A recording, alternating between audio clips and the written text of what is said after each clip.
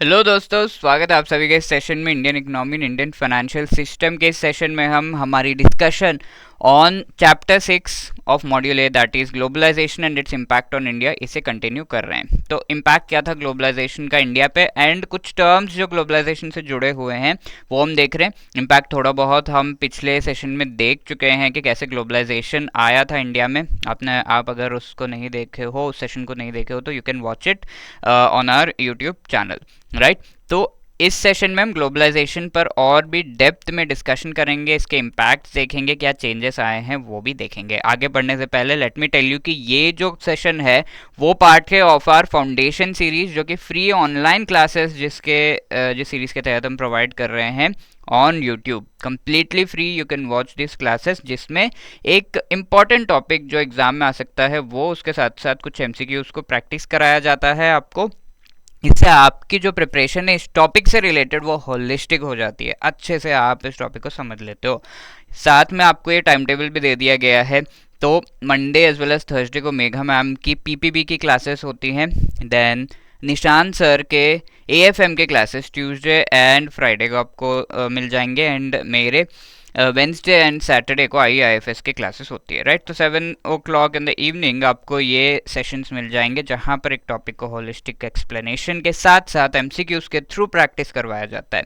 इसका पूरा का पूरा चैप्टर वाइज आपको डिटेल भी दे दिया गया है, and along with that chapters में से कौन से टॉपिक्स को डिस्कस किया जा रहा है वो भी बता दिया गया है। तो इस सेशन में हम ग्लोबलाइजेशन, इसके जो इम्पैक्ट्स हैं आगे वो देखेंगे। इसके साथ साथ हम ये भी देखेंगे कि ग्लोबलाइजेशन से रिलेटेड टर्म्स क्या है, चेंजेस क्या हुए हैं, एंड इससे आपका ये जो ग्लोबलाइजेशन तो हम समझ चुके हैं, बट उसके आगे का जो कॉन्सिक्वेंसेस है वो सब हम समझेंगे, राइट।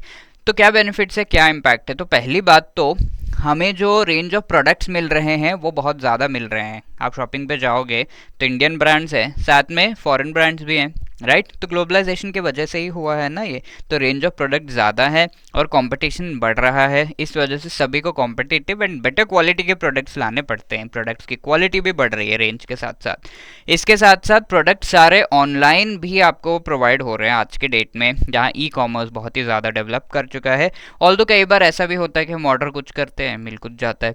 और साथ में एम्प्लॉयमेंट अपॉर्चुनिटीज़ बहुत ज़्यादा मिल रहे हैं, राइट। एमएनसीज इंडिया में आना, हम बाहर जा रहे हैं वर्क करने के लिए, बहुत सारे लोग कतार एंड हमारा जो मिडिल ईस्टर्न कंट्रीज़ है वहाँ पर जाकर वर्क करते हैं। तो वहाँ से उन्हें जो मनी मिल रहा है वो रेमिटेंसेस के थ्रू इंडिया में आ रहा है। And let me tell you, India is a country जहाँ पर पूरे दुनिया में से highest amount of remittances in most years, highest amount of remittances आते हैं। रेमिटेंस क्या है, लेट्स से आपका कोई फैमिली मेम्बर या जान पहचान का है जो कतार में जाकर काम कर रहा है, तो वहाँ से इंडिया जब वो पैसे भेजेंगे, that is called remittance, simple, ठीक है। तो ये जो पैसे आते हैं हाईएस्ट अमाउंट इंडिया में आता है, तो इंडिया के जीडीपी को कंट्रीब्यूट करता है बहुत लार्जली।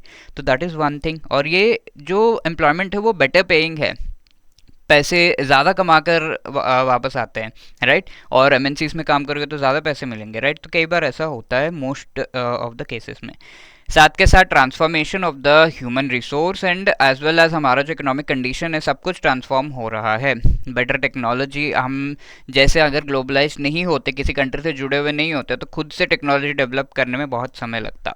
बट आज के डेट में हम जो टेक्नोलॉजी बाकी लोग डिस्कवर कर रहे हैं, इवन इंडिया कर रहा है, वो बाहर के देशों के साथ शेयर कर रहा है। फॉर एग्जांपल यूपीआई और ये सारी चीज़ें हैं जो बाहर के कंट्रीज से ज़्यादा इंडिया में बहुत जल्दी और अच्छे तरीके से इस चीज़ को चलाया गया है। तो इससे बाकी सारे जो कंट्रीज हैं वो सीख रहे हैं, और इसी से रिलेटेड हमारी गवर्नमेंट का एक इनिशिएटिव है इंडिया स्टैक, ठीक है। इसमें जो भी हमारे इस तरीके के ऑनलाइन इनिशिएटिव्स हैं उन सभी को इसका पार्ट बनाया गया है, एंड इससे रिलेटेड जो इन्फॉर्मेशन है वो ऑलमोस्ट फ्रीली अवेलेबल कराई गई है for the global community, okay. तो ये पूरा ट्रांसफॉर्मेशन होता है। कई बार ट्रांसफॉर्मेशन गलत भी हो सकता है, बट देन ये जो ग्लोबलाइजेशन है इसके बेनिफिट्स काफ़ी सारे हैं, राइट। कॉस्ट रिड्यूस होता है आपका, जब आप लेट से इंपोर्ट भी करने के बाद भी आपको कम दाम में सामान मिल रहा है। फॉर एग्जांपल चाइनीज़ जो प्लास्टिक है वो काफ़ी कम दाम में इंडिया में मिल जाता है, ठीक है। तो वो ऑल्दो वो इंडिया के जो नेशनल ऑब्जेक्टिव्स है उसके खिलाफ है, उस तरफ नहीं जा रहा है, आत्मनिर्भरता की तरफ नहीं जा रहा है, बट देन येस, ये ग्लोबलाइजेशन का एक पॉजिटिव इफेक्ट है। हेल्थ और लिविंग स्टैंडर्ड्स इंप्रूव होते हैं जब ये सारे फैसिलिटीज़ टेक्नोलॉजी हमें मिल रहा है। इन्वेस्टमेंट्स इंडिया में आते हैं जब हम देखते हैं कि इंडिया एक्सेप्ट कर रहा है इन इन्वेस्टमेंट्स को। और इंडिया का एक पॉजिटिव चीज़ ये है कि यहाँ पर मार्केट बहुत ही लार्ज है, क्योंकि हम आज के डेट में वी आर द कंट्री जहाँ पर हाईएस्ट पॉपुलेशन है in any country on earth. ठीक है, तो इस वजह से मार्केट बहुत लार्ज है, बहुत वेरीड काइंड ऑफ ऑडियंस है, वेरीड प्रोडक्ट्स यहाँ पे चल सकते हैं। तो इस वजह से इंडिया के तरफ लोग आगे बढ़ रहे हैं। तो इन्वेस्टमेंट्स, इम्प्रूव टेक्नोलॉजी इंडिया में आ रहा है, बेटर ह्यूमन रिसोर्स है। जब ट्रेनिंग के लिए हम अपने ह्यूमन रिसोर्स को बाहर कंट्रीज में भेजते हैं, तो that is one kind of globalisation. Also cultural, political, environmental implications इसके होते हैं। अब यहाँ पर बात आ जाती है कि ये इम्प्लीकेशंस पॉजिटिव भी हो सकते हैं। जहाँ पर लेट्स से वर्क कल्चर की बात करें तो कई कंट्रीज़ में थोड़ा बेटर वर्क कल्चर है, या फिर हम ये बात करें कि जो हम अपीयरेंस से रिलेटेड कल्चरल चेंजेस देख रहे हैं, तो कई लोगों को वो सही लगता है, कई लोगों को वो गलत लगता है। तो दैट इज़ द थिंग। और साथ में पॉलिटिकल वेरिएशंस भी आते हैं, जहाँ पर हम फॉर एग्जांपल एनआरआईज हैं, ये सारे काफ़ी ज़्यादा इन्फ्लुएंस करते हैं कंट्रीज़ को, कंट्रीज़ के पॉलिटिक्स को। एनवायरमेंटल इम्प्लीकेशंस है, जहाँ पर टेक्नोलॉजी ऐसी है जो एनवायरमेंटल डिग्रेडेशन कर रही है, उसे हम इंपोर्ट कर रहे हैं। तो एक्चुअली हम एनवायरमेंटल डिग्रेडेशन को इंपोर्ट कर रहे हैं। ठीक है, इको फ्रेंडली चीज़ों को इंपोर्ट नहीं कर रहे हैं। तो ये चीज़ भी ध्यान में रखना, जो कि positive as well as negative effects इसके हो सकते हैं। ठीक है, इसके सामने इको फ्रेंडली चीज़ें भी हम इंपोर्ट कर सकते हैं, जिससे हम जो पहले डिग्रेडेशन कर रहे थे एनवायरनमेंट का, वो कम हो। एग्रीकल्चर मॉडर्नाइजेशन में बहुत ज़्यादा ये हेल्प कर सकता है। अब बात ये बनती है, जैसा कि यहाँ पर भी हम डिस्कस कर रहे थे, ये एक एग्जाम्पल हम ले सकते हैं कि हमने ऑर्डर कुछ किया, कुछ और गया, लेट से फॉरेन कंट्री से आ रहा है, राइट। तो इज़ दिस फेयर ग्लोबलाइजेशन? और कई बार हम कह रहे हैं कि एनवायरमेंटल इम्पैक्ट से, तो क्या ग्लोबलाइजेशन फेयर है? फेयर यानी कि कौन सा फेयर? ये वाला फेयर नहीं। क्या ग्लोबलाइजेशन सही है, एक सही चीज़ है, या फिर ग्लोबलाइजेशन जो किया जाता है उसके एक्टिविटीज़ फेयर अनफेयर हो सकते हैं क्या? तो हम एग्जांपल ले लेते हैं यहाँ पर। लेट्स पुराने ज़माने में ब्रिटिश जब कई देशों पर कब्ज़ा कर रहे थे, उस समय कई सारी यूरोपियन कंट्रीज़ अलग अलग देशों पर कब्ज़ा कर रहे थे, और इन सारे यूरोपियन कंट्रीज़ ने ये जो स्लेव्स हैं उनको अफ्रीका एंड साउथ एशियन जो आज के कंट्रीज़ हैं वहाँ से उठाकर वो ले गए और फिर अपने कॉलोनीज़ में काम करवाया, और इस तरीके से काम करवाया। तो भाई ये भी एक तरीके का ग्लोबलाइजेशन ही है ना, जहाँ पर एक कंट्री दूसरे कंट्री के साथ एंगेज एंड इंटीग्रेट कर रहा है। But is it fair? It is a globalisation, yes, but it is not fair. ये फेयर नहीं है। स्लेव्स को इस तरीके से ले जाना, उनके political rights and all kinds of rights, human rights को जो है वायलेट करना, दैट इज़ नॉट फेयर। तो ये फेयर ग्लोबलाइजेशन नहीं है। आई होप आपको समझ में आ रहा होगा। तो एक और एग्जांपल ले लेते हैं। लेट्स से आप काम करने गए हो, not like this but properly काम कर रहे हो किसी मल्टीनेशनल कंपनी के लिए, तो this is a kind of globalisation and it is fair also, क्योंकि फेयरली आपको उसके पैसे मिलते हैं एंड प्रॉपरली सारे टर्म्स डिफाइंड है, राइट। तो दिस इज़ फेयर ग्लोबलाइजेशन। तो फेयर ग्लोबलाइजेशन क्या होता है ये हमें समझ में आ गया थ्रू दिस एग्जाम्पल।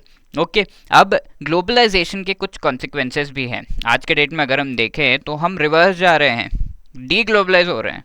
इस चीज़ को, इस टर्म को हम प्रोटेक्शनिज्म भी कहते हैं। ठीक है, डीग्लोबलाइज होने का मतलब क्या है और इसकी ज़रूरत क्या है? यानी कि हम कंट्रीज़ के साथ इंटीग्रेट नहीं करके डिसइंटीग्रेट करने की कोशिश कर रहे हैं। एक एग्जांपल हम ले लेते हैं, ये देख के आपको समझ में आ गया ही होगा, China. Okay, this is one best example. China and India के रिलेशंस जिस तरीके के हैं, इकोनॉमिकली बहुत ही ज़्यादा हम डिपेंडेंट हो गए थे ऑन चाइना, एंड इवन आज के डेट में भी हैं। बट धीरे धीरे हम चाहते हैं कि ये डिपेंडेंस कम हो, इंडिया एक प्रोडक्शन हब बने। मेक इन इंडिया प्रोजेक्ट जो हमारा स्कीम है वो लेकर आए हैं, हम इनिशिएटिव को लेकर आए हैं, और इसके साथ हम चाहते हैं कि ये जो टर्म है वो कम्प्लीटली इंडिया से, if not completely but majorly eliminate हो। ठीक है, तो चाइना से जो ये प्लास्टिक का सामान है वो बहुत ही सस्ते दामों में इंडिया में बिकता है। तो इंडियंस जो ये प्रोड्यूस कर रहे हैं उनके लिए काफ़ी लॉस है, काफ़ी कंपटीशन है। लेट से चाइना से ये आ रहा है 10 रुपये में सामान कुछ बिक रहा है, यही सेम चीज़ अगर ये 15 रुपये में बेच पा रहा है तो बहुत ही स्टिफ कंपटीशन है, राइट। आप क्या खरीदोगे? ऑब्वियसली आप 10 रुपये का खरीदोगे। आप उस समय ये नहीं देखोगे कि चाइना का है, इंडिया का है, राइट। कई लोग देख रहे हैं आज के डेट में, बट हमें पता भी नहीं होता कि हम ऑलरेडी चाइनीज़ प्रोडक्ट्स यूज़ कर रहे हैं, ठीक है, फ़ोन यूज़ कर रहे हैं, गैजेट्स यूज़ कर रहे हैं, तो Chinese products we are using completely, right.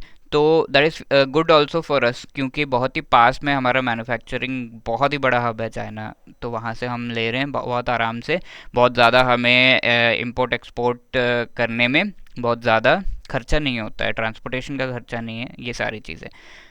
तो अब इससे हम धीरे धीरे चाइना से डिसइंटीग्रेट करना चाहते हैं, ये जो लिंक है इसे धीरे धीरे कम करना चाहते हैं, इफ़ नॉट ब्रेक बट कम करना चाहते हैं। वो हम कैसे कर सकते हैं?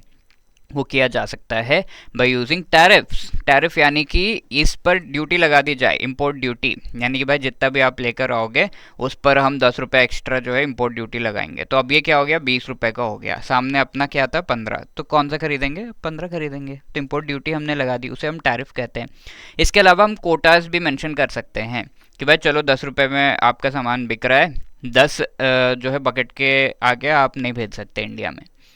अब 10 बकेट खत्म हो गए, 10 रुपये में बिक गए, बाकी क्या 15 रुपये में इंडियन लोगों के बकेट से आप खरीदोगे, क्योंकि उससे ज़्यादा कोटा है ही नहीं, उससे ज़्यादा सामान वो भेज नहीं सकते। तो क्वांटिटी जब मोस्टली रेस्ट्रिक्ट की जाती है that is called quota. And finally non tariff barriers भी लगाए जा सकते हैं। आपका जो है प्लास्टिक है वो सही नहीं है, एनवायरनमेंट फ्रेंडली नहीं है, इंडिया में हम इसे नहीं लेंगे। आप इसे पहले एनवायरनमेंट फ्रेंडली बनाओ, उसके बाद हम लेंगे। इसकी क्वालिटी सही नहीं है, क्वालिटी सही करो, उसके बाद हम लेंगे। That is called non tariff barrier. और इन चीज़ों को डायरेक्ट करने के लिए इनसे रिलेटेड जो भी इंटरनेशनली एक्सेप्टेड अग्रीमेंट्स हैं वो सारे वर्ल्ड ट्रेड ऑर्गेनाइजेशन के अंडर हैं। उसके बियॉन्ड हम नहीं कर सकते, because we are also part of World Trade Organization and also China is a part, most countries are a part, ठीक है। तो उसके बियॉन्ड हम नहीं कर सकते। आप कह दोगे कि 10 रुपये पे 10 रुपये का हम ड्यूटी लगाएंगे, तो शायद ये WTO में एक्सेप्टेड नहीं है, कुछ परसेंटेज ही है, अब 5 ही लगा सकते हो, ठीक है। तब ये 15, ये भी 15, ऐसा, ठीक है। तो ये WTO के अंडर होना चाहिए, and this is something which is called deglobalisation. और ये सारे डी ग्लोबलाइजेशन को प्रमोट कर रहे हैं। क्या क्या है, tariffs, Kota's and non tariff barriers. I hope ये चीज़ें बहुत ही क्लियरली आपको समझ में आ गई, और इसी चीज़ को हम प्रोटेक्शनिज्म भी कह रहे हैं। तो हम यहाँ पर इंडियन जो सेलर है उसे प्रोटेक्ट कर रहे हैं, ओके। कैसे कर रहे हैं? चाइनीज़ जो सामान आ रहा है उस पर हम टैक्स लगाकर, उस पर हम कोटा लगाकर या फिर नॉन टैरिफ बैरियर लगाकर। I hope that is clear. और ये इससे हमें समझ में आ रहा है कि डी ग्लोबलाइजेशन या protectionism means reducing the dependence. China पर डिपेंडेंस कम कर रहे हैं, इंटीग्रेशन हम कम कर रहे हैं। यूएस चाइना ट्रेड जो डिस्प्यूट हुए थे that is also one of the example, जहाँ पर यूएस और चाइना एक दूसरे से डिसइंटीग्रेट करने की, एक दूसरे से डीग्लोबलाइज होने का काम कर रहे थे, और इसमें प्रोटेक्शनिज्म भी आ गया। अमेरिका फर्स्ट नाम का इनिशिएटिव लेकर आए वो, राइट। तो ये चीज़ें हैं। अब इसके साथ साथ कोविड के समय जो चीज़ें हुई और सारे कंट्रीज़ को पता चले कि भाई हम बहुत ज़्यादा चाइना पे डिपेंडेंट है, एंड चाइना से जब हम पूरे लॉकडाउन्स लग गए और सामान नहीं आ रहा है तो हम कम्प्लीटली शैटर हो सकते हैं। तो इस वजह से चाइना को धीरे धीरे हमें बॉयकॉट करना होगा। बॉयकॉट नहीं तो एटलीस्ट जो ट्रेड रिलेशन है धीरे धीरे थोड़ा डिपेंडेंस हमें कम करना होगा। ऐसा नहीं कि उन पर डिपेंडेंट हो गए पूरी तरीके से, ठीक है, वो हमें कम करना होगा। इन चीज़ों से रिलेटेड जो चेंजेस आए उससे रिलेटेड माइकल ओसुलिवन नाम के इस व्यक्ति ने the levelling what's next after globalisation नाम की किताब जो है लिखी है, ओके। इसका मेंशन हमारे रेफरेंस बुक में है, so we should have an idea of it. तो ये सारी चीज़ें थी ग्लोबलाइजेशन से रिलेटेड। इन क्वेश्चंस को आंसर करते हैं। Which among the following is or the benefit of globalization to India, ठीक है, हम डिस्कस कर चुके हैं। इंक्रीज्ड पर कैपिटा इनकम होता है, बेटर एम्प्लॉयमेंट अपॉर्चुनिटीज़ मिल रहे हैं, मोर ऑप्शंस फॉर कस्टमर्स जब वो खरीदने चीज़ों को जाते हैं, mobilising large investment in agriculture sector, ठीक है। चारों ही चीज़ें, पर कैपिटा इनकम बढ़ने का मतलब हमारी जीडीपी जो है बढ़ रही है, ये ऑब्वियसली ग्लोबलाइजेशन की वजह से हो रहा है।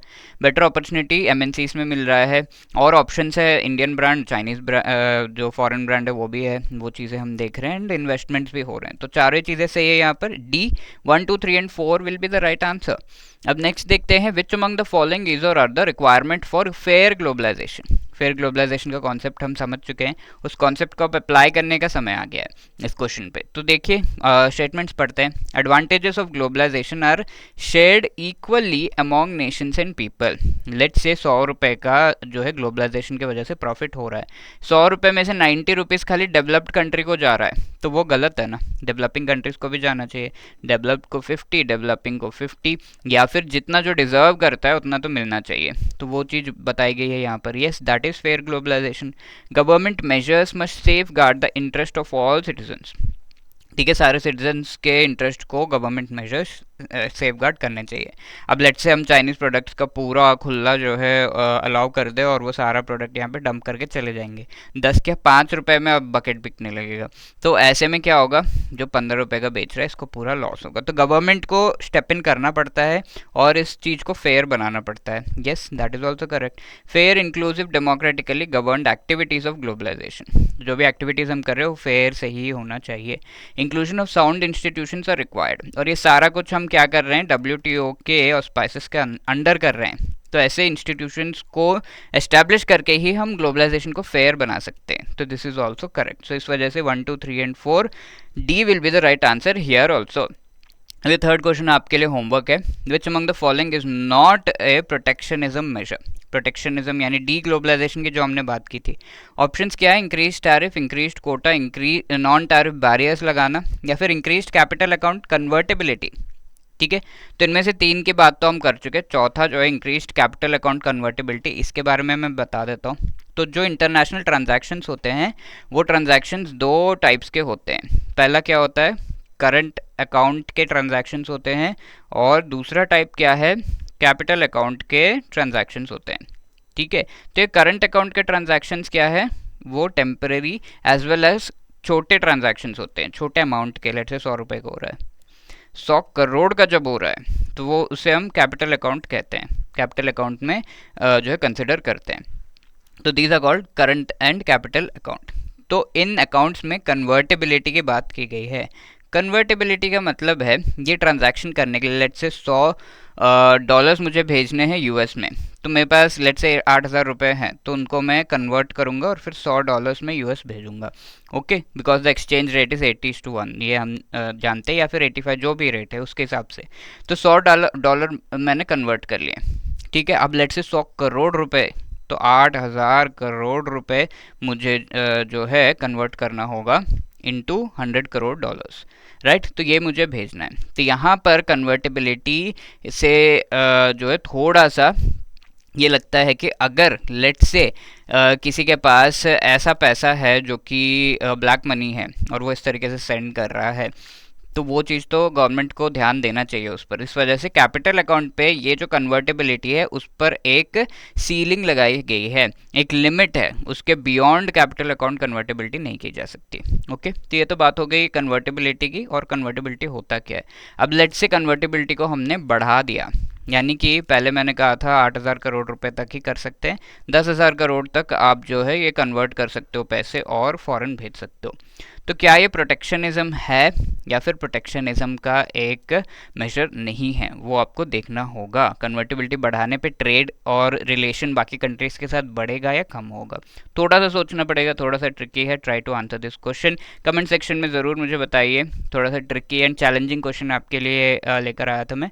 Try to answer it definitely. जो भी ये सेशन को देख रहे हैं आप सभी को इस क्वेश्चन को आंसर करना है द कमेंट सेक्शन। अगर आपको मज़ा आया, you can also give your feedback. You can call us on 8146207241 या hello@edutap.co.in पर आप अपनी query as well as feedback भेज सकते हो। Thank you, all the best.